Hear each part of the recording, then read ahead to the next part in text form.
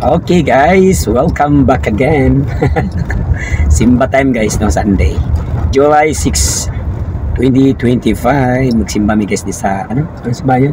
San Miguel Parish. San Miguel Parish, Dito Davao sa City. Panakan po. Panakan. So, Kasi usually sa St. Joseph po kami nagsisimba, yung aming patron saints. Yes. Or the worker, like us, or employees, or si St. Joseph ang aming patron saint. anyway, is pag-usapan natin yung video natin. Yung previous video namin guys, no, na 37,000. Ano? Okay, ano yan? That previous but popular video. Yeah, okay. So that's 37K. Yes. Yeah, so yun. 37K guys. Oh, ito guys. 37. Kitoro daw. Isa itaas. Ayun! Ayun pala guys. 37K. So, yeah. Unexpected po na abot siya ng 37. Yes. But thank you. Thank you so much mga Yeah, I hope you do guys. nanonood. Lahat ng nanonood dyan. Do subscribe. Ito, And watch our videos. 37,000. 7K.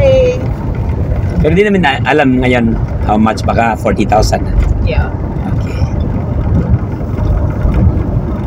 Doesn't matter magkano, but we are very happy at Yes. least. So, may nanonood.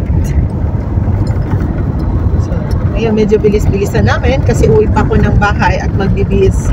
Undecided pa ako kung anong susuotin ko, but si Boyfay ay mag-antay sa akin sa Santiago. Yes. Yun lang. Yun lang. So, thank you. At Thank tayo you. ay don't forget to go to the church. You still have time.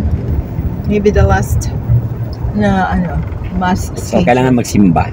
Simba tayo guys. Oo. Simba tayo. Hindi palaging work. So, may time din sa church. Like, Lalo na this time, 2 weeks na medyo full of challenges sa work. So, we really need God's guidance and Yes. wisdom to decide.